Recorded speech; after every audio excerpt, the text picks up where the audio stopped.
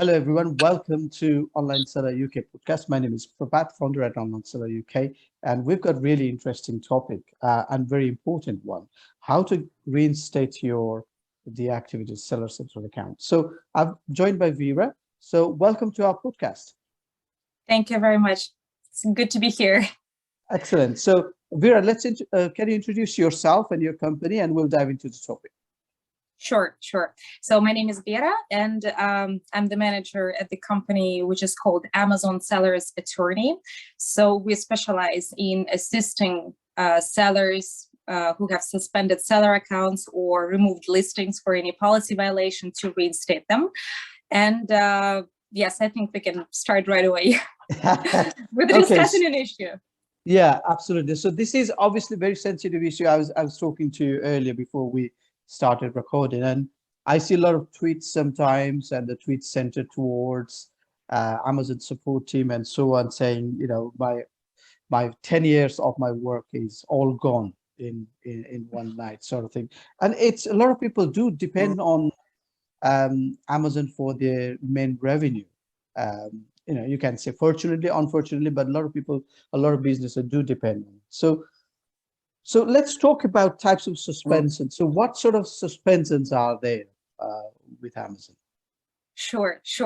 Well, yesterday we will be speaking about Amazon seller accounts, or actually any accounts or on any e-commerce platforms. It can be eBay, it can be Walmart, it can be Shopify. So any e-commerce platforms, they have quite similar policies. So it's for all platforms. But let's say Amazon right now. So yes, and what a business owner should do if his account gets suspended or a listing removed, in other words, deactivated, and funds frozen, inventory stored. So I'm sure we can all call this damage to a business, that's for sure. And before we start discussing the circumstances and how to resolve an issue, I think that we for a little while should discuss the basics. So what is Amazon? We all know it from the shopping experience. So we all buy products and items on this platform. But on the other side, there are thousands and thousands of sellers, and some of you are the sellers offering items to Amazon customers. And of course, such businesses, they depend on this source of income. So let's say that you're a manufacturer of a specific category of the products, or you have a supplier who offers and sells you great items that you would like to offer to public, or you produce your products under your own private label. And all of these are great business models and absolutely legit. So what would you normally do? You would open a shop, you would create a website, you would start your marketing and advertisement campaigns. Well, that's the proper way to do it. But here we have Amazon again, or eBay, or Walmart, any platform. And they offer you to open an online store, which is already full of customers all over the world. This is a great opportunity. I'm sure we all understand this. And just like any business in the world, which provides you with these great commercial opportunities, they have their own policies, guidelines, restrictions, well, basically rules. And of course, you have to, well, play by those rules if you want to be on the platform. And if you don't, Amazon is able to knock on your door with the performance notification and deactivate your account for any policy violation. So right now, answering your question, what are the policy violations finally? Well, there are quite many. Actually, there's a great variety of different reasons why Amazon can deactivate an entire account, or maybe suspend your seller fulfilled privileges, or remove your offer. And I would say that the most popular ones are concerns of authenticity of your items. Nowadays, a very popular type of suspension is violating the dropshipping policy, then intellectual property infringement, cancellation rate, late shipment rate, all of this. Also, Amazon is able to deactivate your account if you submit forged documentation, if you manipulate with reviews. And so again, there are different, just a whole variety of different reasons, basically from creating your, for every move, from creating your account to listing your item and to deliver this order to the customer, there is a policy. But I would like to, well, end this with everything is resolvable. Everything is resolvable. Yeah, I'm sure. So if we are in a situation where our listings got removed, or I think that's one situation. Let's talk about that, and then let's talk about other things a bit later on. So if the listings get removed for any sort of violation, and that can be sometimes safety concerns as well of the product, could be product recalls, could be consumer marking that product as a bad experience product, then there is a consumer index there as well. So what's the next step once the listings gets removed? Well, first of all, to come down. It seems like the end of the world in the beginning, but again, I would like to repeat that almost everything is resolvable. Of course, a seller needs to take time to understand the issue, to investigate why it happened, what were the root causes of this violation, whether there was a violation. I would like to maybe step aside a little bit and say that still Amazon is the system, and most of the suspensions, they happen automatically. It's not a human being who is pressing the button to deactivate your listing or an account. It normally happens by the Amazon artificial intelligence. So something can trigger the suspension of the system just by the search words, maybe, and your listing is deactivated. So again, what do we start with? We come down, we try to investigate the issue, and then find out if there was a violation, or if there was no violation. And Amazon has such a process. It's called an appeal process, which involves the following. You need to submit a plan of action, which explains why this issue happened, then the steps that you have already done to resolve an issue, and then steps that you will be doing in the future so that this issue will never happen again. So again, you have, well, basically, when you do this plan of action, you have two options. Option number one, you either need to prove Amazon wrong. For example, your product was removed for safety concern, as you said, or inauthenticity concern, and you are sure that you source from the reliable supplier, maybe directly from the manufacturer or the brand, and your items are 100% genuine, or you have all supporting documentation for your, again, cosmetic product, for example. So of course, you explain all of this to Amazon in your plan of action, so that well, to prove that it's okay and it's good and safe to be sold to Amazon customers.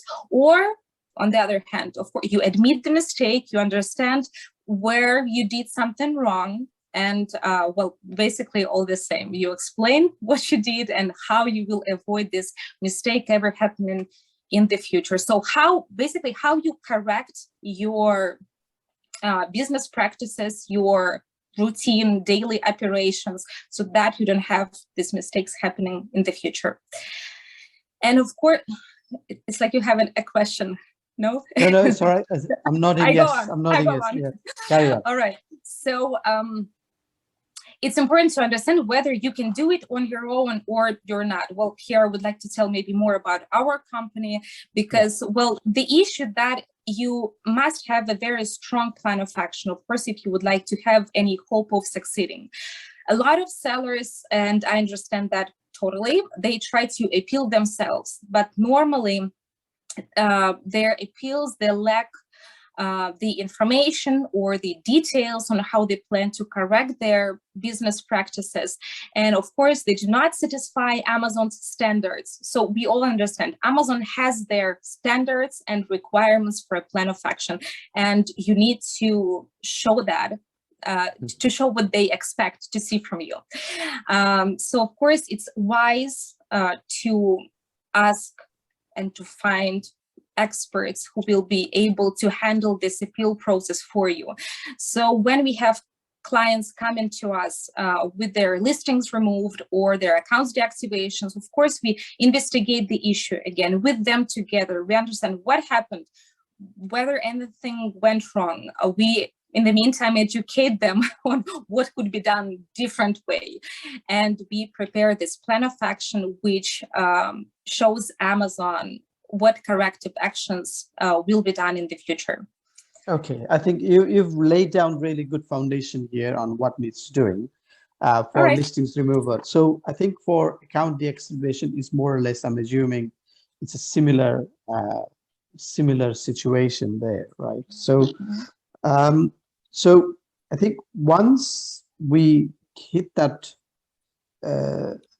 suspension, yeah, you've mentioned that to stay calm. I think that's we laugh now, but it's actually a really dreadful situation when we think about it. Yeah. It is.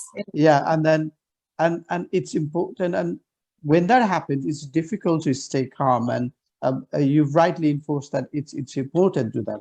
And putting the wrong information, maybe it's a bad tactic even to appeal, right? So getting the right process in place, like you said, it's important, like getting the foundation right, why it happened and what's not something that you are going to do and all that sort of thing. So that's really good. So once a seller contacts you to help with the reinstatement of the account, so what happens next?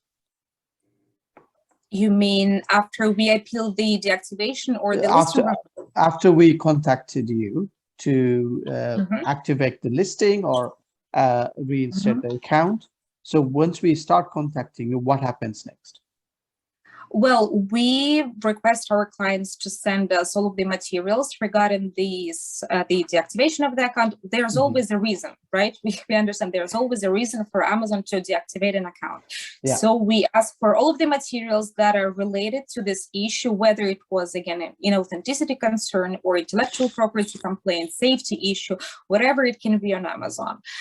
So we receive these documents, we review them carefully and discuss with the client how we'll be, correcting the business practices for this client. And we write a professional appeal, because if you just come to Amazon and say, I'm sorry, I will never do this again, this won't work. And we don't need to, again, we're not laughing here. It's just, I'm sorry, I didn't do this very often. This podcast thing, so maybe I'm a little bit nervous.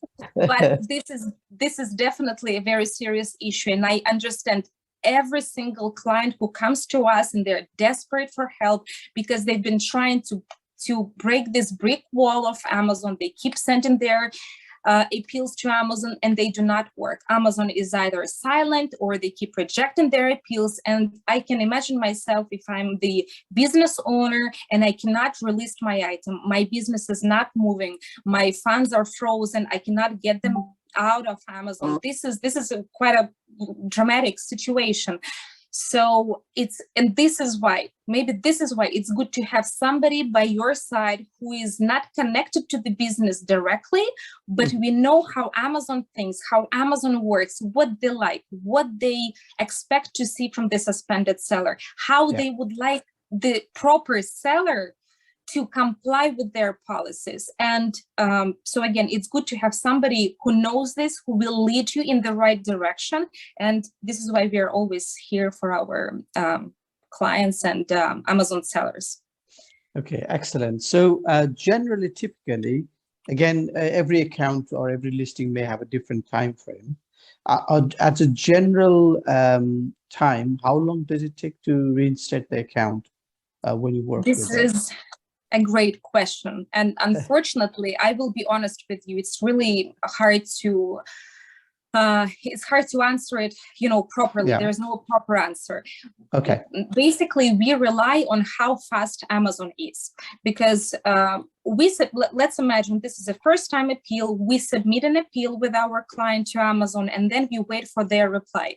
Normally, we give Amazon 2 weeks to reply. And actually, this is a friendly advice to everybody, not to submit too many appeals. This will not speed up the process. You need to give some time to Amazon to investigate the case with your explanation and then get back to you. And only after that, we are able to appeal again. So even if the submission was rejected, and nowadays it happens, of course, it's a normal practice. Amazon is able to reject it, and we continue to appeal. We do not stop the process. We keep submitting our plans of action. We improve them. We make them better. We add more details about the business practices that we are trying to implement. And yes, we go on and on. Still answering your question, I would like to answer it. A regular time frame for an issue to be resolved on Amazon, it's around 6 weeks. Just be ready for that. Of course, it happens when we are able to reinstate an account or a listing with the first shot, with the first plan of action. And of course, it depends on the documentation the seller has for the particular product, for example, or depending on the case. There are many factors. So it happens with one appeal, but most of the time it's the process, but we stand by our clients through the entire way. Okay, excellent. So thanks for explaining that and talking us through the process as well, because that's really helpful for somebody who is listening to this. And it's an assurance that it's not only happening to one person, it's a similar situations for everybody. So, okay, let's conclude. So if somebody is to find you, Vera, and talk to you about individual cases, where is the best place to find you and talk to you? Well, our website, it's called www.amazonsellers.attorney. There's a live chat, and anybody can join this chat. There's 24/7 somebody online who is able to answer your questions, again, investigate the issue, find out what happened to your seller account, and just move forward if you're ready for that. Excellent. So thank you very much again for your time today, and I'll speak to you soon. All the best. Bye for now. All right. Bye-bye.